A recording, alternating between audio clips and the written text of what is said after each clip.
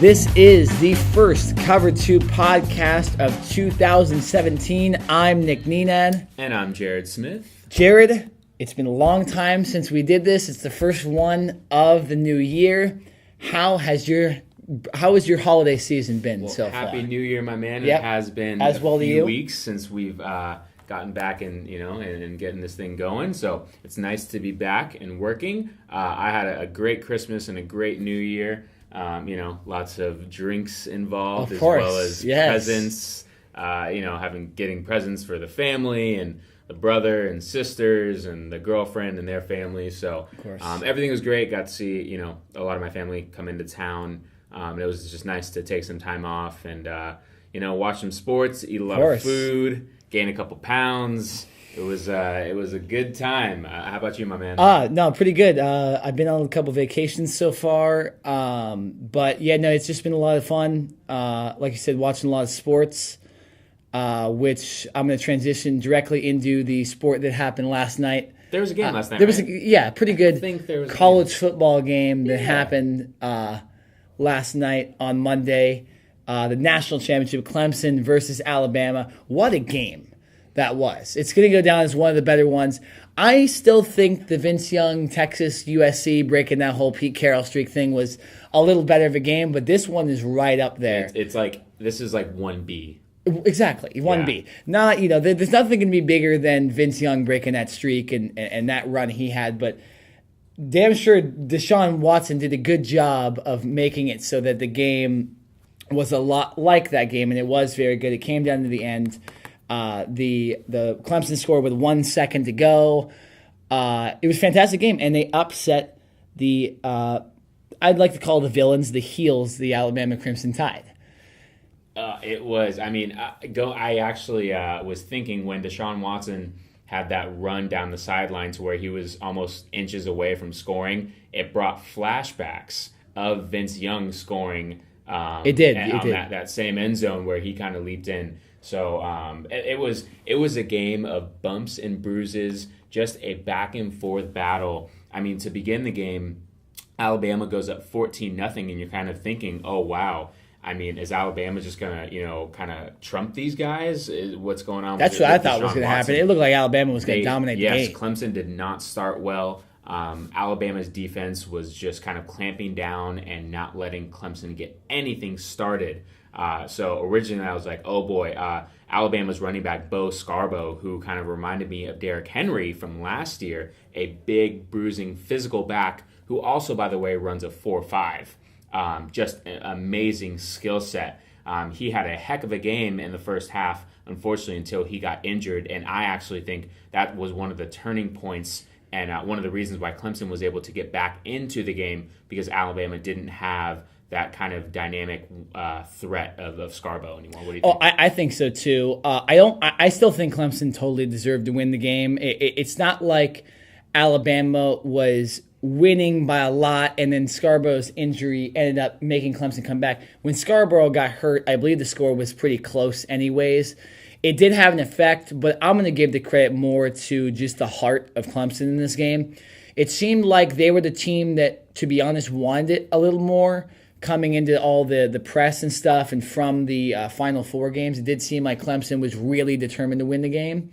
And that's why I was surprising Alabama was kind of beating on them early in the game, is it's like, well, I thought Clemson came to play. Deshaun Watson, they were talking all up about themselves, and Dabo Swinney was excited about the game, and now Alabama's just dominating them and stuff like that. So, but I gave a lot of credit, and you did bring up the point about Deshaun Watson. That run down the sideline did look like Vince Young.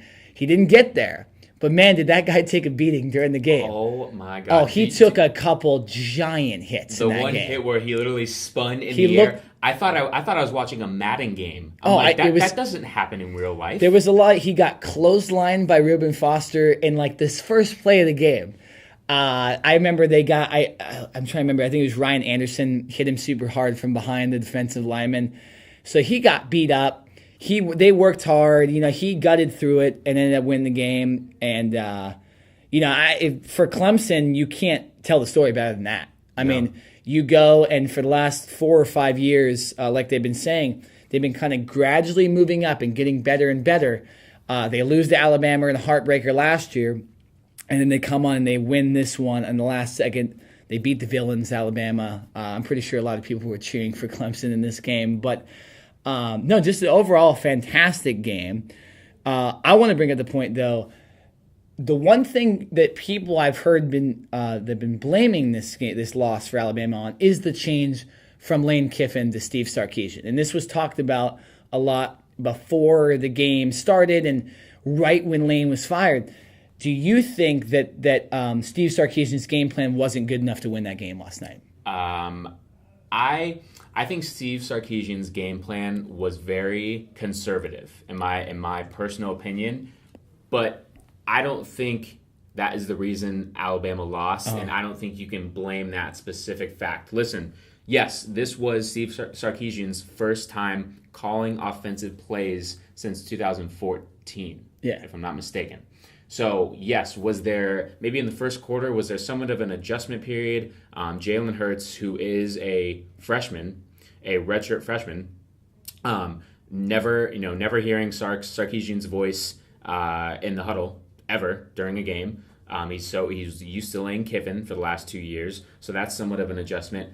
But the plays were pretty much still the same. I'm sure they had a few different wrinkles for the national championship, but the majority of the plays were still the same plays that he'd been running all year long. So I can't really blame that on Jalen Hurts. I want to blame Alabama's offense as a whole for being a little too conservative for the majority of the game. Now, listen, I understand you don't want to give the game away. You don't want to make mistakes. You don't want to turn the ball over. But I've always believed that you have to play to win. You can't play to lose, if that makes sense to everyone listening. You have to go out and take some shots down the field. Throw the ball down 15, 20 yards down the field. I do understand that you want to get the ball into your playmaker's hands, so there's going to be times where you're going to want to throw quick screens and little dump-off passes to get the ball into your playmaker's hands. But you also have to stretch the defense. If you don't stretch the defense, eventually that defense is going to come up and play closer and closer, and they're going to start jumping passes. And eventually that's when you start turning the ball over. So for me, Clemson, it was pretty easy for Clemson. They knew, for the most part, what Alabama was going to do, and Clemson did have a couple breakdowns in coverage. O.J. Howard, the Alabama tight end, he got loose when two corners kind of bit on a pump fake. But really, other than that, if I'm the Clemson defensive coordinator, I'm sitting there saying, hey, we know that they're going to run the ball, and we know that they're going to go throw quick screens. So, yeah, I can't blame this loss just on that sole fact of the switch in offensive coordinator. Yeah, no, I don't want to blame the whole loss on it, but I definitely think it affected Jalen Hurts, at least, having a new offensive coordinator. Because there was a lot of times where he'd throw the ball way down the field, and it wouldn't even be close to the receivers. I think a guy that's developing, he's a freshman, he's 18 years old. You can't just give him a whole new guy to be coached from in the biggest game of the season. So I got to disagree with you a little bit. I'm going to put the blame on Nick Saban for firing Lane Kiffin. I think you can't do that to a freshman. If this is a senior quarterback, I can understand it. This is even Deshaun Watson as a junior, a guy that's like a junior or sophomore that's been there for a while, but not a guy that's 18 years old that's a freshman. You can't kind of just throw him under the bus like that and make him have a new coach, because it looked like he was flustered a little bit. It looked like he wasn't, I don't want to say not ready for the game, but it did just look like he thought he was going to skate by being able to run and being able to use short passes. And you mentioned that conservative play calling. It wasn't good enough. And a lot of times I remember Bullware, the linebacker for Clemson, was calling out the play before it happened, and then they would just stop it. It was some of the plays where Alabama would lose 5 or 6 yards on a play was because the defense knew exactly what was going to happen. Yes. So I just think I'm going to put the blame on Saban, and I'm not going to put the blame on Sark because he can't. I mean, it's his first game, and he's had a tough last couple of years. So I'm not going to put the blame on him. But I think the non-development of Jalen Hurts throughout the season and Nick Saban's choice to fire Lane Kiffin. I'm going to put the blame a little bit on that. Not the whole game, but that was a big reason why they ended up not winning that game. Of course. And I actually want to bring up another point. Nick, I'll let you take the reins on this one. Do you feel that the lack of non-calls as far as the offensive pass interference on the pick plays, especially the last play of the game when Alabama had that game-winning touchdown, do you think that's a play that should have been called? What are your thoughts? Because obviously if you're an Alabama fan, you're wanting that call. If you're a Clemson fan, you're just saying it was a rub. What do you think? Well, I'm actually glad you brought this up because after the game and when it happened, I called it out and I tweeted about it. I said, that's a pick play. That was illegal. It was the second time it happened in the game, and both plays I saw it happen were touchdowns, two of Clemson's touchdowns. So I personally thought that it was a pick. It shouldn't have happened. Clemson shouldn't have scored the touchdown. But after reviewing it, you wake up in the morning and you review it and you watch it a little more. It did look like I'm forgetting the corner for Alabama's name. He's actually a draft pick, so I'm surprised I'm forgetting what his name is. But the corner did grab onto the Clemson wide receiver, and it kind of caused the pick to happen. I did think the first pick that happened earlier in the game, that should have been called. But I think the last one, you let it go. It's not big enough to kind of change the whole landscape of the game on that one play. It wasn't enough.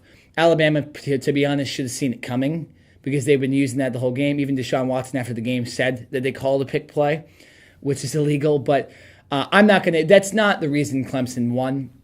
Clemson, they fought back, the whole game, and there's one play. Of course, Alabama fans are going to want to argue and say that it was pay, but to be honest, they shouldn't have let Clemson score 35 points in the game with that defense. The NFL defense, inexcusable.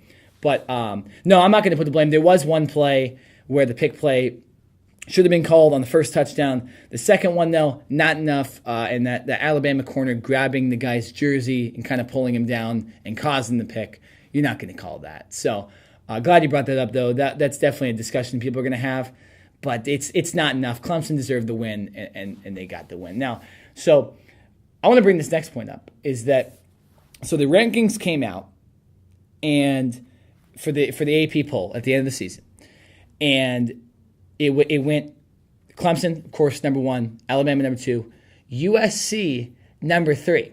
Now, I know both of us were kind of vouching for USC to be in the Final Four. Does the AP poll putting them at number 3 make you think, Jared, that USC definitely should have been in? And especially after their big Rose Bowl win against Penn State. Do you think that the committee they did screw up, and especially with the Final Four outcomes of 2 blowouts, that USC and maybe another team should have been in instead of Ohio State and Penn State, moving away from the national championship a little bit, and kind of moving back to who really should have been in? Do you think USC should have definitely been in? As a USC fan and a team that I follow a lot, especially because we are located in Southern California, as a committee member, I would have wanted to put USC in, but the actual team right outside that I would have put in instead of Washington, for instance, would have been Michigan, in my personal opinion.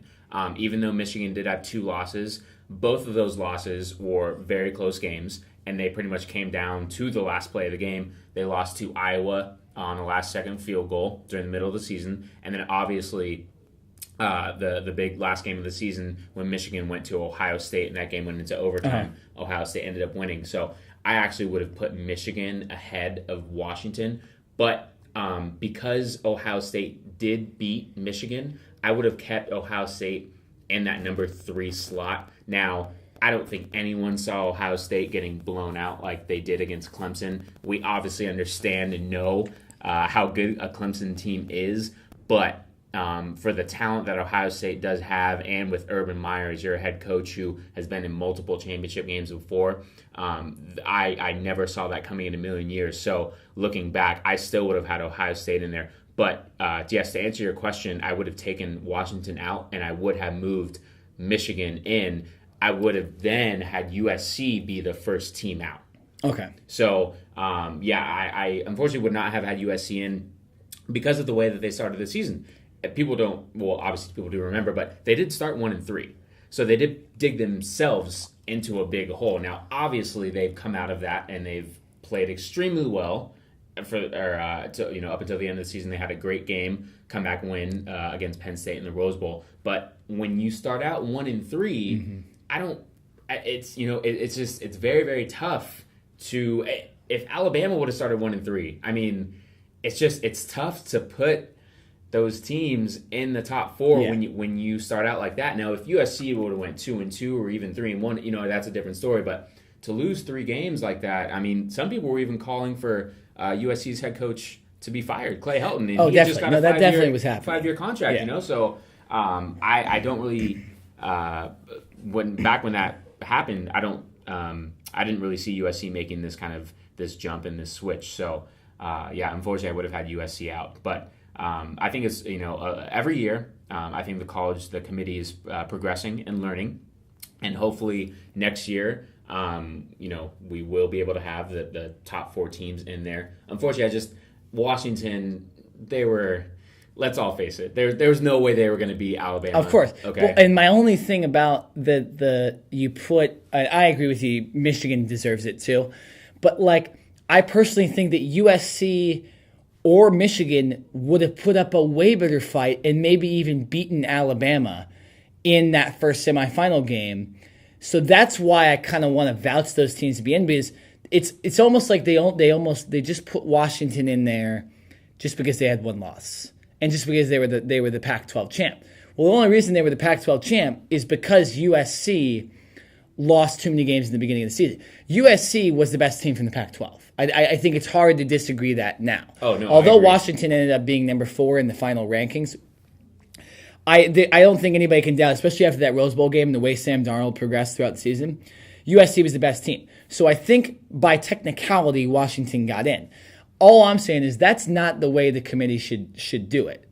You won the Pac-12, you only lost 1 game, you're in. That's what the BCS, we've talked about this before. That's what the BCS rankings were for a computer to put teams in there. I have to disagree with you. I definitely would have put USC in. And I think that if they would have lost the Rose Bowl, a little different. But since they won the Rose Bowl, they beat a really good team in Penn State.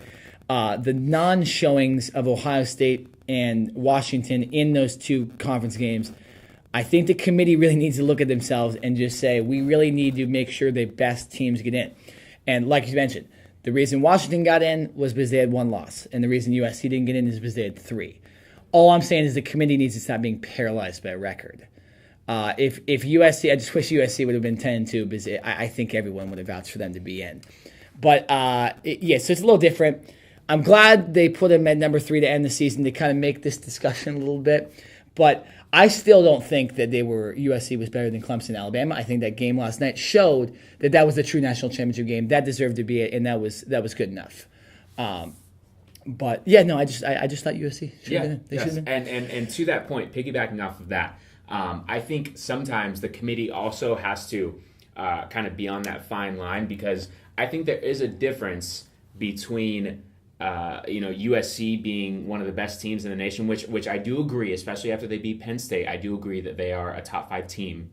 But there's a difference between someone being the best team in the country and just being on a hot streak. I think it's, you know what I'm saying? I think, especially like right now in the NFL, let's take the Green Bay Packers, for instance. They started off the season not horrible, right? Very good. And then Aaron Rodgers came out midway through the season and said, we're going to run the table. Well, what have they done? They've run the table, and now they look like one of the hottest teams in the league, and no one wants to play Aaron Rodgers. And that's why maybe this is where that discussion for extra playoff games comes in. Yes. Is you let those teams that are hot get in. Maybe I've always said for a playoff, do 6. Give Alabama and Clemson a bye. And then we would have had let's imagine a 6-team playoff this year. So you would have had USC and Michigan in as well. Of course. I still don't think would have had Washington. I would have had Penn State in the game. Okay. I thought Penn State should have been in too. Okay. But you put those 6 teams in, and then you have, let's say you have USC and Penn State play against each other. USC advances, and you have Michigan and Ohio State go at it again, and whoever wins that game wins. And then you have Michigan, you have potentially Michigan and USC get in. because they were two hot teams, or you had Penn State get in and stuff like that. So I think that's maybe where the discussion for the extra, maybe 2 or 4 extra playoff teams comes in, to let those hot teams get in and let teams continue their seasons in bigger bowls for a championship, even though they kind of screwed up the beginning of their seasons. I don't think it's fair to say that just because the team like Penn State or USC starts 2-2 or 1-3, that their season's over. No chance at a championship. I don't think that's fair, because you see it in the NFL. The Green Bay Packers were not the best team this season, and now a lot of people are predicting them to get into the Super Bowl, I've seen. So the NFL does it. It's a little different because there's more money at stake, and it's a professional league. But I think maybe this is another reason why to add an extra, at least 2 playoff teams, let those hot teams get in. I agree. I agree with that. So I think we've discussed this national championship enough. We have dissected it. Very good game. Clemson totally deserved that national championship. Fantastic game. Will go down as one of the better games, forever. Especially in the modern era. It was definitely one of the better games I've seen. And I think you agree as well. Very much. On the other side of this break, we are going to do the first edition of Do You Care in 2017. And boy, do we have a lot of good topics. We're going to leave you there. Stay tuned. Listen after these quick sound bites. Marijuana should not be a Schedule 1 drug. Get them. And all the people who have been in trouble for it for all these years, Obama just blanket amnesty, and let's move on to the future.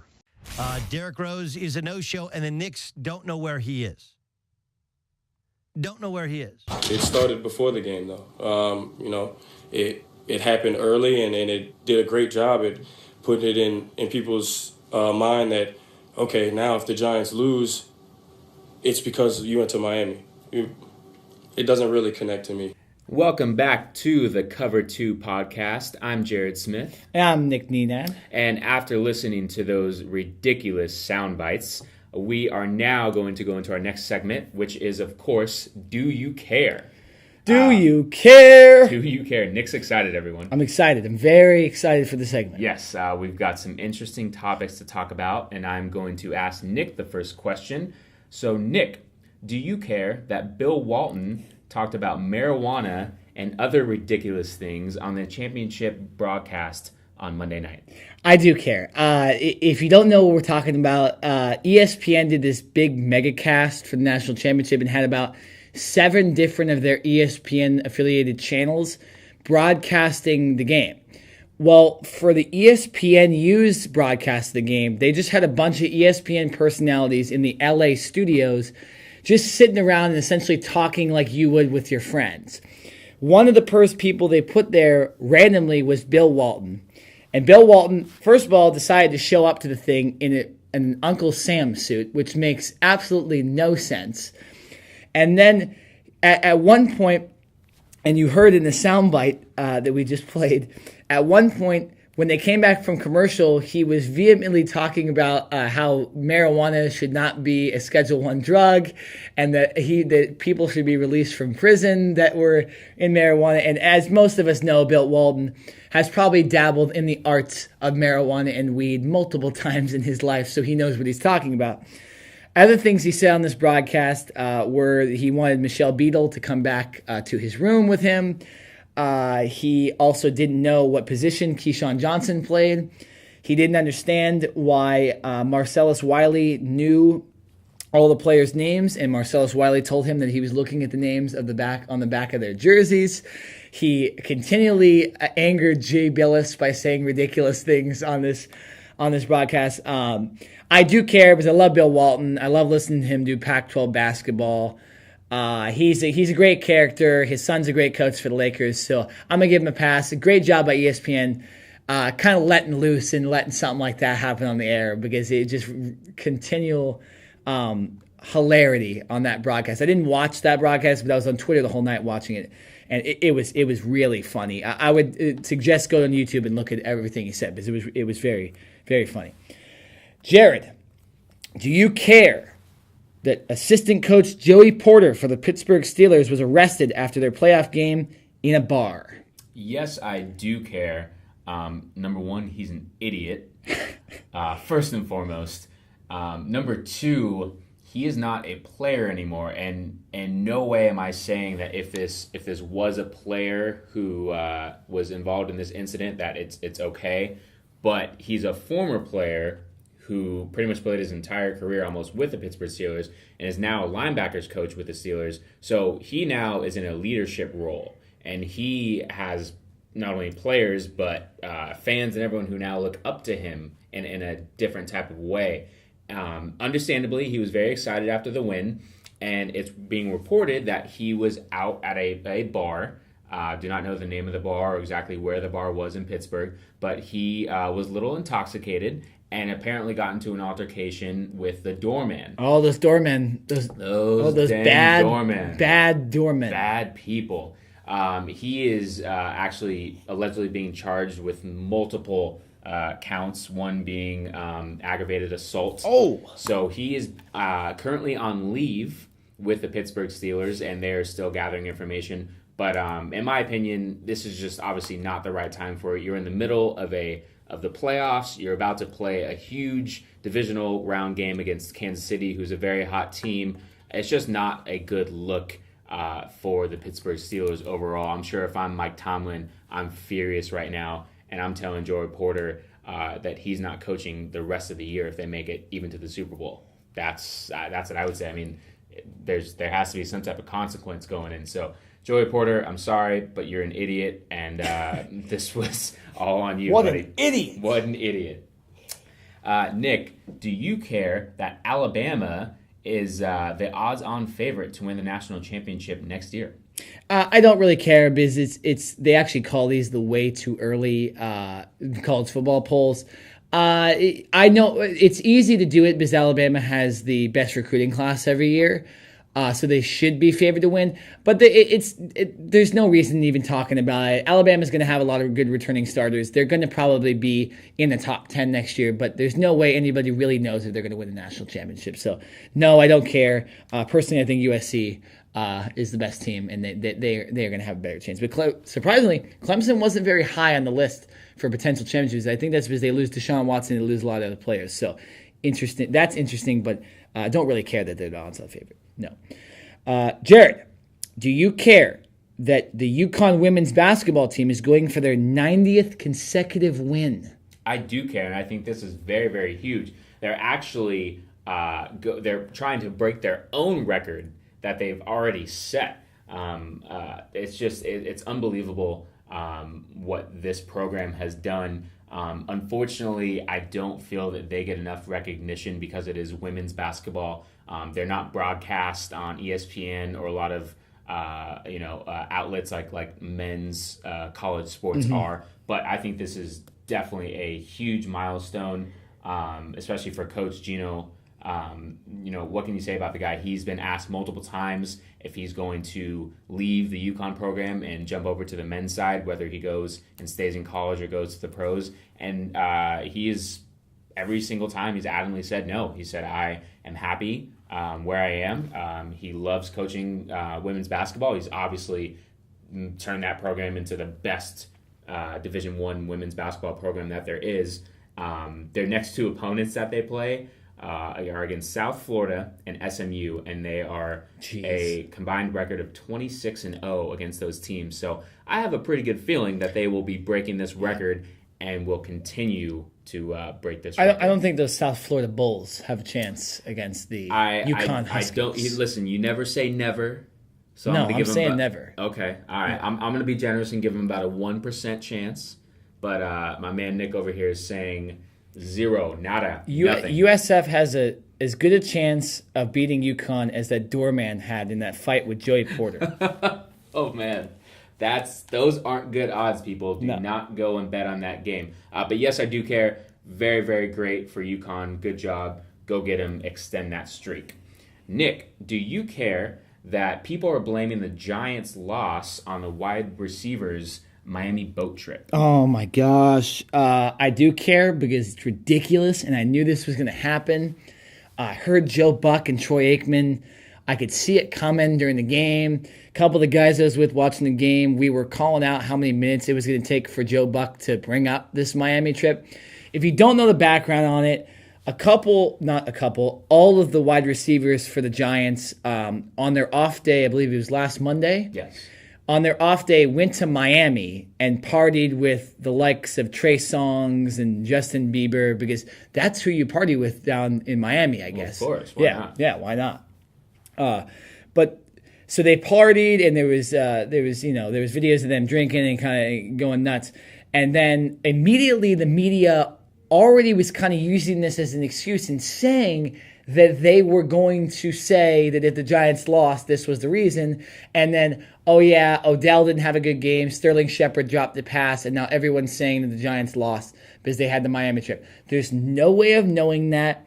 Odell Beckham has had horrible games in Lambeau his entire career. If you watch it, he drops a ton of passes because he says the ball cuts through the air weird and he can't grasp the ball. So, I believe it was Chris Myers actually said it on the air during the broadcast, one of the sideline reporters, that he kind of diffused the situation by saying Odell is really bad at Lambeau every single time because it's too cold to catch balls there.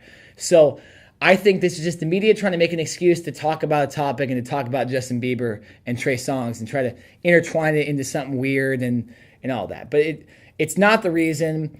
Eli Manning continually threw it over the receivers' heads. The defense didn't play well. And the game plan wasn't very well. It wasn't the receiver's fault. Stop trying to blame them. Ridiculous.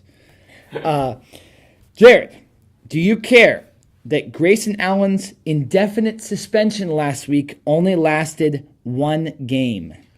I do care. I was actually very, very surprised that Coach Krzyzewski only suspended Allen for one game. Originally, when he came out and said that Allen would be suspended, the key word was suspended indefinitely, which usually means it's going to be for at least a handful of games. Yeah.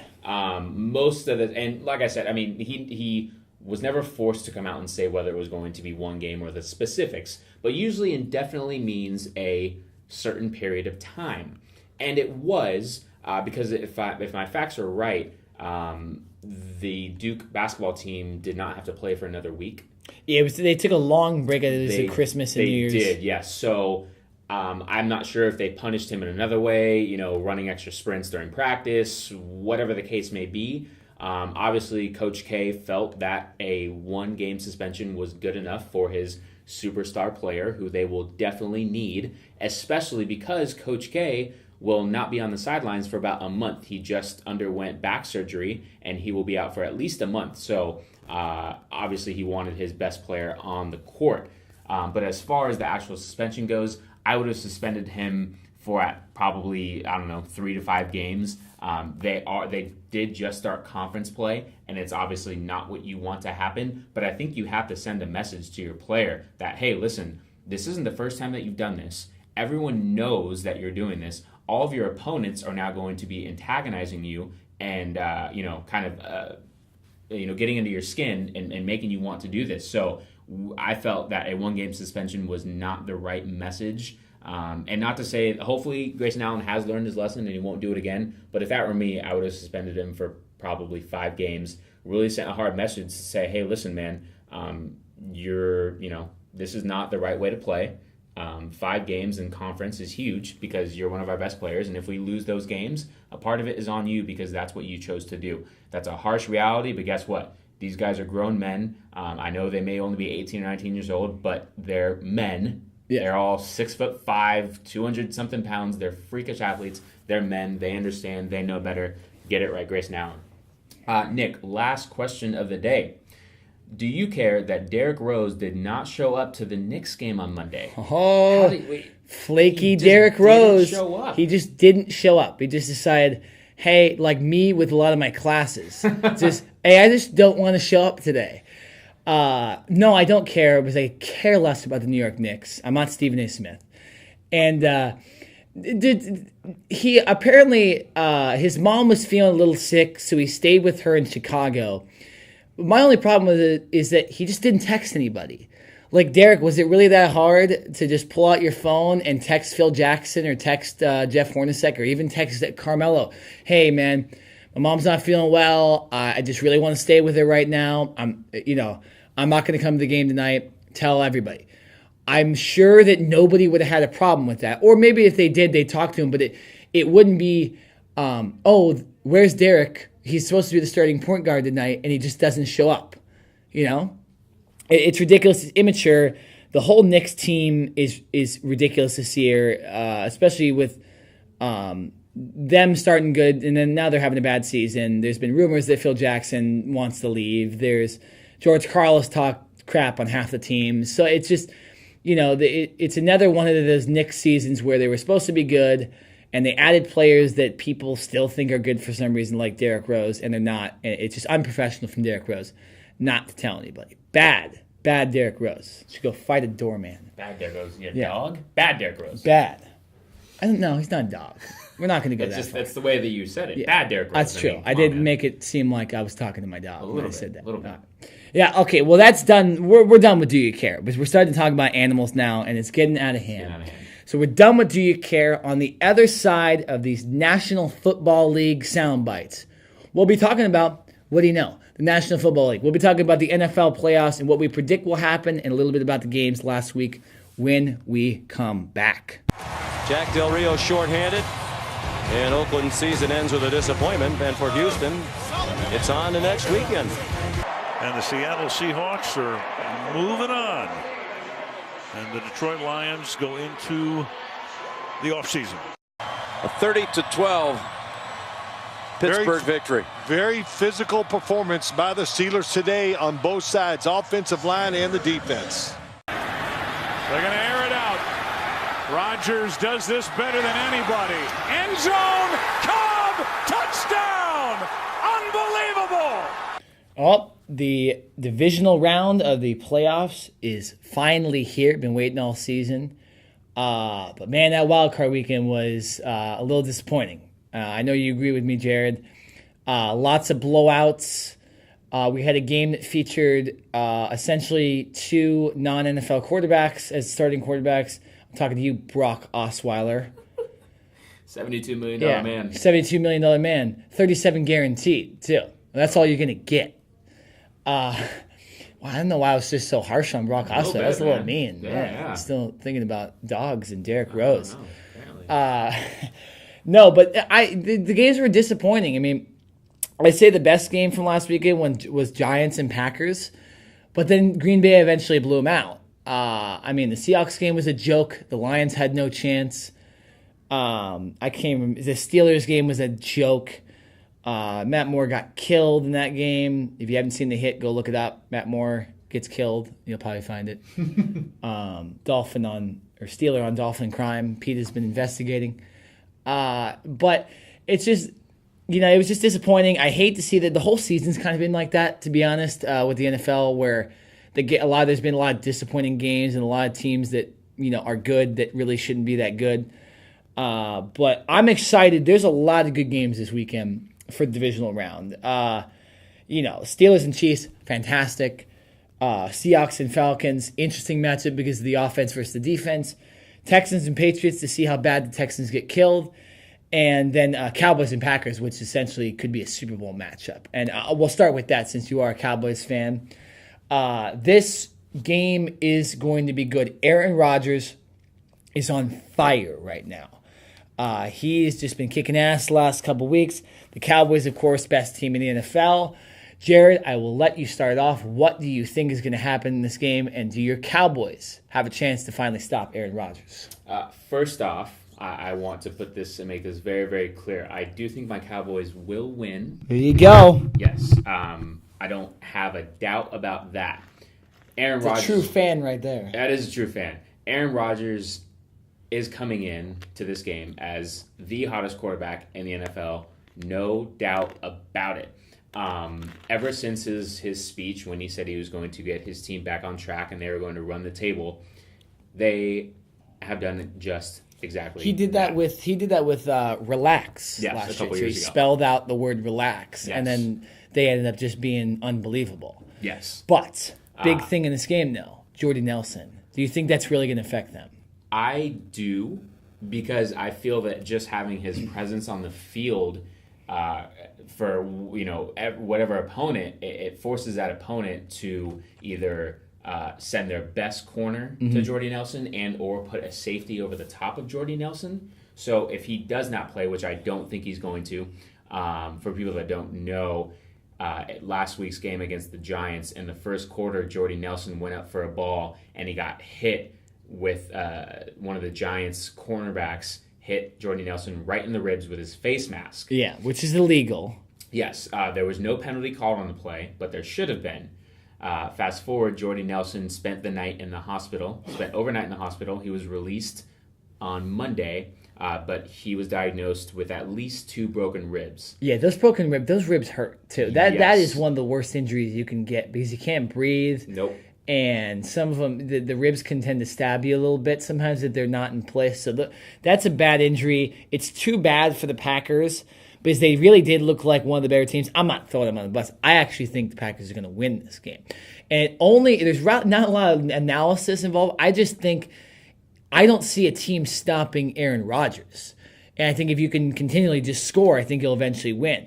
The Cowboys are a fantastic team. We were talking about this off the air, but you mentioned it's going to be very difficult for the Packers to stop the offense because you can either focus on Dez Bryant and then you're going to leave Ezekiel Elliott open, which is just dumb. As a running back, that's not going to work. Or you focus on Ezekiel Elliott and you have guys like Jason Witten and Cole Beasley and Dez Bryant who are just going to go off. So it's very difficult with a good quarterback in Dak Prescott. So it's going to be very difficult for that defense. I just don't see the Cowboys stopping Aaron Rodgers. And even without Jordy Nelson, they actually turned it on without Jordy Nelson in that game against the Giants, a good team that beat the Cowboys twice. So I'm picking the Packers. I had them at the beginning of the playoffs, them going to the Super Bowl and potentially even beating the Patriots. I'll analyze that a little more if they end up winning. But I personally think, and I want to know from you, how are the Cowboys going to stop Aaron Rodgers? Because he's been on fire. He has, and I believe I will say this. I don't believe you can. If you just heard a sneeze in the background, by the way, it's someone in the background. So we're looking to let you know. Very loud. Very loud. loud. We have the door shut. It's a very loud sneeze. Wow, that was a lot. Jeez. All right, back to football. Before we were rudely interrupted by that sneeze. I don't believe that the Cowboys will actually be able to stop Aaron Rodgers. I don't believe anyone can actually stop Aaron Rodgers. I think the best thing that they can do is try to contain him, especially if Jordan Nelson does not play. Then you can focus all of your efforts more towards a Randall Cobb or Devontae Adams, their 2 best receivers. And really what you do is you stop their run completely and you force Aaron Rodgers to throw, which I know a lot of people are going to say, wait, Jared, why would you want Aaron Rodgers to throw? That's why that doesn't make any sense. Yeah. Listen to me. They have put Ty Montgomery in their backfield, and he's actually been pretty productive.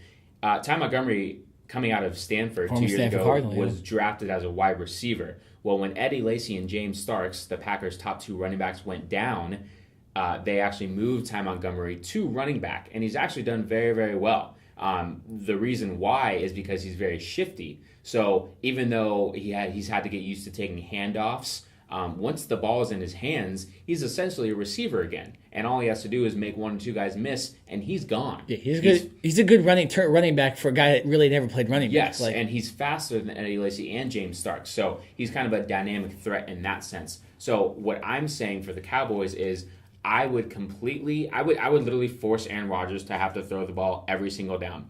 That way, at least all right, they have no sense of a running game. And then another reason why I think the Cowboys will win this game is because of their health factor. They're getting back Morris Claiborne, who has probably been the Cowboys' best cornerback this year before he got injured midway through the year, and he hasn't played since. So it might have a little bit of a rust factor, but they're going to be full strength in their secondary, and they're getting a wealth of talent back on their defensive line. Tyrone Crawford, their defensive tackle, Cedric Thornton, another defensive tackle, and probably their best rush defender in DeMarcus Lawrence. All of those defenders, they're getting back. So I feel they're going to be at full strength while the Packers are not completely at full strength, and I think that is a reason why the Cowboys will be able to win. I'm saying it right now, it's going to be a shootout. It's going to be in the high 30s, potentially even the 40s. There's no denying that. Is there a chance to get to the 50s? I don't know about the that. 60s? I think one of the defenses will potentially make a play, but this will not be a 7-6, one of those types of games. No, and if it is, I'm going to be pissed. Yes, no, this is going to be a barn burner, and I believe whoever has the ball at the end of the game will more than likely come out victorious. I just feel that the Cowboys will be able to keep up with the offense, with the Packers' offense, and like you, Nick, had mentioned a little bit earlier, the Packers are going to have to make a decision. They're already down their top 2 corners, plus they're banged up at their linebacking core. So what do? Do they double team Dez and take one extra guy away from the box and let Ezekiel Elliott run wild? Or do you try to contain Elliott and then let Dez be one-on-one, have Cole Beasley be one-on-one, and then have the big security blanket in Jason Witten over the middle? So it's a huge dilemma that I don't know what the Packers are going to do, but I'm calling the Cowboys are going to go win 35-32 and in a very, very good divisional matchup. Yeah, no, I do believe the score will be close. I do believe the Packers are still going to get the win. I'm not going to stay away from Aaron Rodgers. He's just too hot. I don't know how Dak will play in the playoffs. It'll be interesting to see that. Everybody's been kind of talking about the whole season, but we knew the Cowboys were going to make the playoffs a long time ago. But it's finally here. They do get to play in perfect conditions in Dallas, too, which I think will help out Dak for sure, but I think it will help out Aaron as well. He doesn't have to play in Lambeau and play in the cold. Over under, do we see a Hail Mary from Aaron Rodgers in this game? I don't think so. If the Cowboys are smart, there's no way that they let that happen. Mm-hmm. Tell that to the Cardinals and the Giants and the Lions. I understand. There's no way. I'm sorry. You don't let it. You practice for it all week. If you have to, at the end of the game situation, you put Dez Bryant back there if you have to. Yeah, no, I agree. You just tell him to go up and either catch it or swat it down. Exactly. No. So, I'm gonna go 38-34 Green Bay. Okay. I'm gonna go Aaron Rodgers throws 5 touchdown passes in the game. Mason Crosby kicks field goal, obviously. That's how they're gonna get to 38. I think it will come down to Dak having to drive the team down the field, and I don't think they're going to end up getting it. And it's going to be very surprising. I think a lot of people think the Cowboys will win. I'm going to go with the Packers, 38-34. And we will definitely revisit this next week. Because this is a big game. I'm writing this down to make sure that I remember what I said so I don't lie on the air.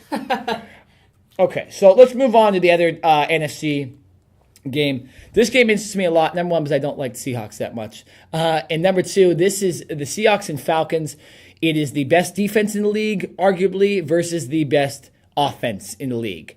I think it'll be very interesting to see how the Seahawks handle an offense like this with a guy like Julio Jones without Earl Thomas.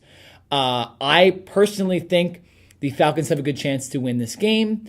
I think the Seahawks offensive line is not very good. I think their offense is kind of skated by having easy matchups and a couple of lucky plays during the season. So I'm going to go Falcons win this game. I think Matty Ice and the crew, especially with a healthy or somewhat healthy Julio Jones, will surprise the Seattle defense and really play well against them. I'm going Falcons in again, a little bit of a shootout. I'm going Falcons 31-24 in this game.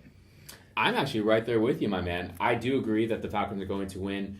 If people remember earlier in the season, I believe it was week 6, the Falcons traveled to Seattle. Yeah. And Seattle ended up winning that game 26-24, but there was some controversy on the Falcons' final drive. It was a 4th down play. Matt Ryan threw the ball up to Julio Jones. I remember this. And there's no call. Richard Sherman was kind of all over Julio, but they did not get the call. Game ended. But it was a very close game, 24-26. Matt Ryan in that game threw for 335 yards, and he had 3 touchdown passes.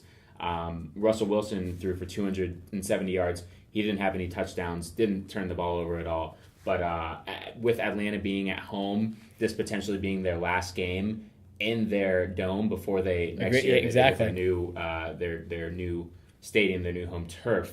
So Atlanta right now is on fire offensively. They're really maybe Matt Ryan isn't on par with Aaron Rodgers, but I mean he's right there. The way that offense is clicking, you give Julio Jones a week off to rest and get a little bit healthier. He's definitely playing. I think one of the biggest things for Seattle, ever since Earl Thomas went out with that injury, that defense has not been the same. You still have Michael Bennett. Fantastic. And you still have Richard Sherman and Cam Chancellor. So you still have those guys. But Earl Thomas was just he was the Energizer Bunny. He was the guy that got this team hyped up. He was the last defender on defense. He could play from sideline to sideline, but he could also come up and hit you just like Cam Chancellor. So I think not having him in this game is really going to hurt the Seattle secondary, and I believe that Matt Ryan is going to be able to throw the ball all over the field. Same with me, yeah. I do agree that the Falcons get into the 30s. I think I'm going to go 31-27 because I do think that Seattle will be able to score some points against Atlanta's defense. I think Atlanta has a good front four, and Vic Beasley, who has led the league in the regular season with sacks. Former Clemson Tiger. Yes, but Atlanta's secondary is a little suspect in my opinion. So I think both teams are going to be able to score. In the end, I think Atlanta gets revenge and moves on to the semifinals against my Cowboys. There you go. Well, I just want to bring this up about Seattle. Seattle, ever since the Super Bowl, has not been the same. If you look at what they did last year, they made the playoffs as a division, or as not the division win. The Cardinals won the division last year, but as a playoff team, they win to Minnesota, and they lost that game. Blair Walsh missed that, 22-yard field goal, or whatever it was. So they should have been eliminated in the first round of the playoffs last year. And then they got trounced by Carolina in the second round. It was like 35-0 at halftime or something like that. And then this year, to be honest, the only reason that they won the division is because the Cardinals just decided not to show up this season. And the Cardinals even beat them in the season series. They get an easy matchup with Detroit. I just think the same thing's going to happen with Carolina that happened last year. They're gonna get beat and they're gonna lose, and people are gonna question them. And I think the whole Seattle being a super team is kind of going away, and that's one of the reasons I'm gonna give Atlanta the win here. Seahawks get lucky a lot, and I just think that they're not going to be able to handle that defense. I would have changed my mind. I probably would have picked Seattle if Earl Thomas was playing in this game. Because Earl Thomas is out and that offense hasn't played well, I'm going to stick with Atlanta. But the Seahawks are trending a little downward instead of upward, to be honest. Moving on to the AFC. Steelers and Chiefs. This is another good game. We already talked a little bit about the Steelers because of the whole Joey Porter doorman situation. But do you think, Jared, that will distract them? We'll continue this discussion a little bit. Do you think this whole Joey Porter thing will distract them at all? And the fact that Big Ben got unnecessarily injured in that fourth quarter? I don't believe this whole Joey Porter incident is going to really affect the Steelers. Yes, he is their linebackers coach, but he's not their head coach. He's not one of their significant players. So, no, I don't. I think these players are going to come out. They're going to be fired up. They're used to playing in the cold, obviously, in Pittsburgh. Oh, so yeah. That shouldn't be a problem. It's going to be very, very cold in Kansas City. But, no, I don't think that's going to be a factor at all. Big Ben will be a little bit more of a factor. I actually read an interesting stat, and I forget the actual the specific numbers, but when Ben throws for less than 250 yards in the postseason, they're undefeated. And when he throws for over 250 yards in the postseason, he's actually under 500. That probably just means with Le'Veon Bell you win, or without Le'Veon Bell you lose. I think Le'Veon Bell personally is the guy that's going to change the game for Pittsburgh. It will, and last week's game against Miami was the first time that Big Ben, Le'Veon Bell, and Antonio Brown, all three of them were on the field for a playoff game for Pittsburgh. It's amazing. And obviously we saw what happened. They routed the Dolphins. So Kansas City is going to have their hands full in this one. It's very, very tough to go against Kansas City right now because they're hot. They are coming in. I mean, it's weird because I would say they don't have the talent that the Pittsburgh Steelers do, but they play as a team. Tyreek Hill came out of nowhere. He's just their jackrabbit bunny kind of do-it-all guy. You have Travis Kelce at the tight end. Alex Smith is just making the right decisions. He's not having to throw 30, 40 times a game, but he's making the right plays when he needs to. And for this Chiefs team, there's something about Andy Reid and coming off buys. I was reading another stat that in the playoffs, when Andy Reid is the head coach, he's 3-0 coming off a bye. Okay. So, obviously that doesn't really mean much to the Steelers. They don't care about that. But there's something that Andy Reid is doing right to get his team prepared coming off of a bye in the playoffs. So I'm actually going to go with the Chiefs in this game because they're at home. I think that if this was in Pittsburgh, I would probably lean Pittsburgh's way. I think the Chiefs find a way to at least contain Le'Veon Bell enough. I think that the Chiefs are going to put Marcus Peters, their best corner, on Antonio Brown for the most of the game. And I think that they're going to be able to squeak out a victory. I'm going 21-20. Boom. Chiefs. There you go. No, I'm going to go with the Steelers. I personally, I don't think the Joey Porter thing will affect them either. I don't think Tomlin really cares. I don't think he's the guy that really cares about that kind of stuff. And he did kind of apologize for it and said that they're handling it well. He did a good job today coming out and saying that. I just think that what you just said, the three big guys on the field, Le'Veon, AB, and Big Ben. I don't see anybody stopping that.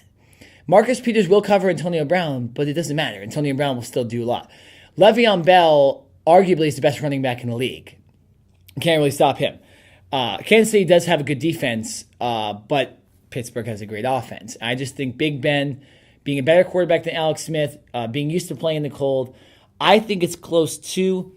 But I'm gonna go with Pittsburgh 24-21. I think they walk off with a field goal, which is rare for the Steelers. I think they'll change their mind. They don't kick a lot of field goals, but I think they will. This game, I just think I said the Steelers were going to get in the beginning of the playoffs. I said they were going to get to play the Patriots in the championship game. I'm going to stick with that. No reason not to. The only reason that would change my mind is if for some reason Big Ben's ankle injury that he suffered in garbage time, which was a terrible idea for Tomlin to put him out there. There's no reason. If that really is kind of significant, I think I'd change my mind and pick the Chiefs. But as long as Big Ben's healthy and the rest of the guys are healthy, I'm going with the Steelers 21-24. I think they squeaked that one out as well. It's going to be a great game, though. Yeah, you know that we have a theme going on here where these games so far are actually like, I don't want to say that the wild card games weren't meaningful because obviously they were, but we've actually got some close competitive we do. You're right. We have going on. Some one good team playing another good team. Yeah. We don't have these blowouts who we automatically know who's going to win. So far, we've got some really, really close games, and I feel like I want to watch all of them. I do.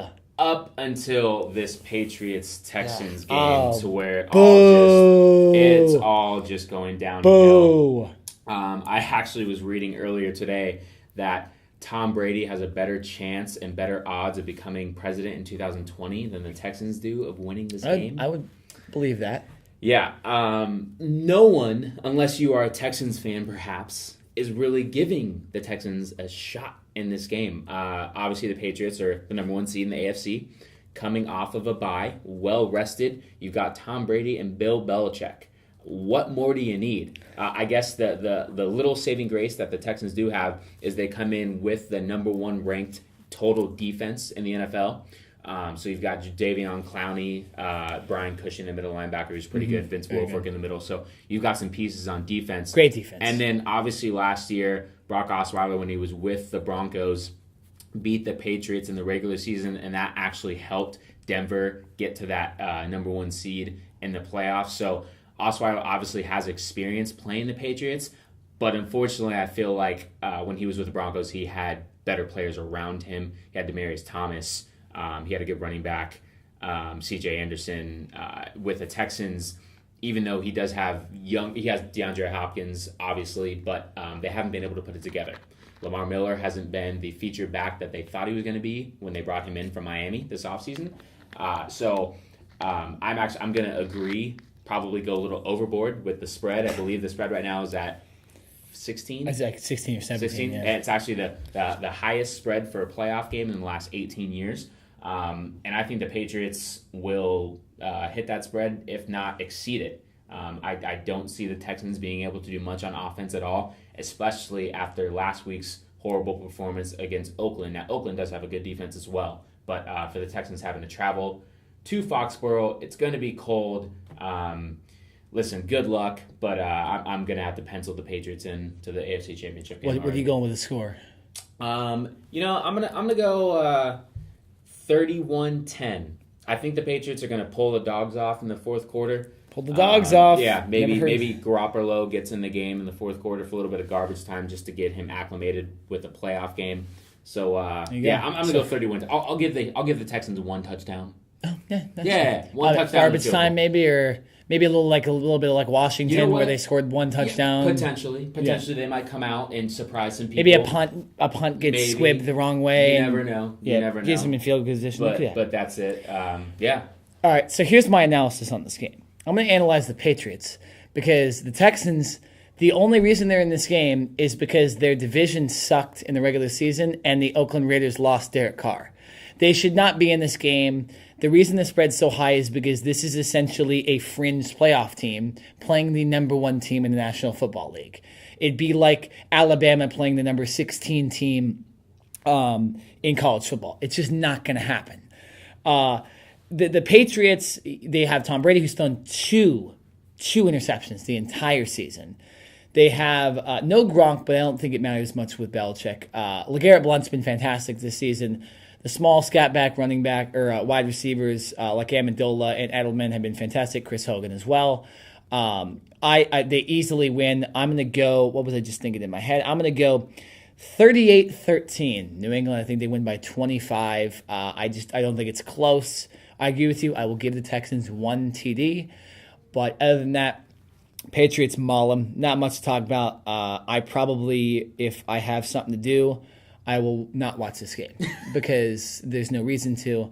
If the Texans win, they're going to win the Super Bowl. So I'll say that. If they beat the Patriots, they're probably beating whoever they play next, but it's not going to happen. So I'm going 38-13 New England Patriots. All right. Yeah. There you go. Sorry, Texans. Listen, I mean, it's just... You shouldn't have signed Brock Osweiler to a $72 million contract. No, not to say that you would have had a better quarterback, but... Brian Hoyer. Who is now out with a broken collarbone. But anyways, yes, those are our divisional round picks. There they are. We will be back next week to recap all of these games and get you ready for the NFC and AFC championships. It's been great to get back. It's been a couple weeks. We do have to do our final thought, though. We do. We have one more final thought. Chomping at the bit, so I will let you start, my man. Okay, well, so a lot of you are going to be disappointed by saying this, but I was inadvertently forced to watch the first episode of The Bachelor last week. And I'm just going to give a shout out to the girl that showed up in a shark suit. I don't know what her name is. If you don't know, Jared's wincing his eyes at me because he has no idea what I'm talking about. Shout out to the girl in the shark suit for having some confidence. And I think she's like a shark tamer or a dolphin tamer, something like that. I got way too into the first episode. I might watch the rest of the season. I'm just saying, shout out to that girl. She's got balls. She not literally, I don't think, but figuratively. She has balls by dressing up in the shark suit. I'm excited to see what happens to her the rest of the season. Jared, what is your final thought?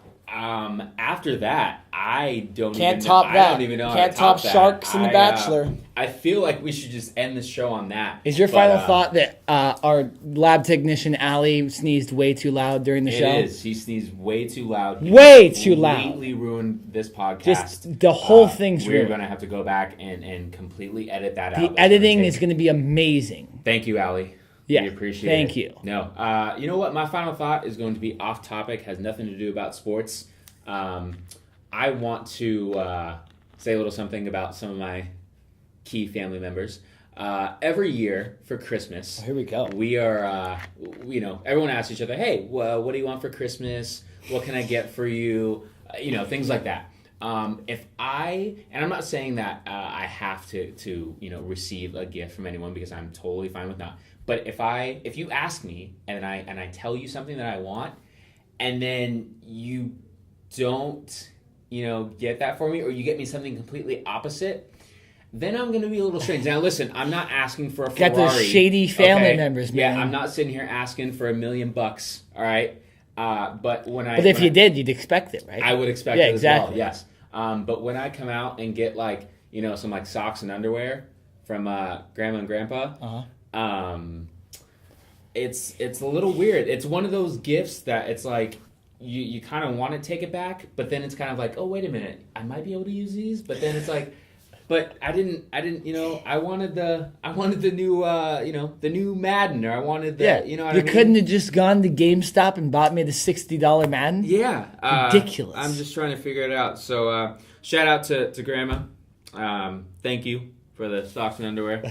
Those are going to come through huge, you know, especially in the cold. Stay warm. That's my topic. There you go. And that's the end of the Christmas. podcast. There's a lot of weird stuff. There's Bachelor Sharks. Yeah. There was bad Christmas gifts. There was fighting doormen, dolphin crime. It was a lot on the show today. Yeah. Listen, we had to hit you guys hard. 2017 first show, exactly, and it's been a couple weeks. Right. We'll be back next week. We'll be talking about what we talked about with the NFL. Hopefully, there's some scandal that happens. But other than that, this has been the first episode of the Cover 2 podcast in the year 2017. Are you supposed to say it 2017 or 2017? 2017 sounds good. I think it's I like 20. 2017. I felt like when I was in 8th grade, someone told me it's supposed to be 20, whatever. Yeah, so 2017 sounds good. Let's go with that. So we're going to go 2017. I'm Nick Nenad. I'm Jared Smith. And this has been the Cover 2 podcast.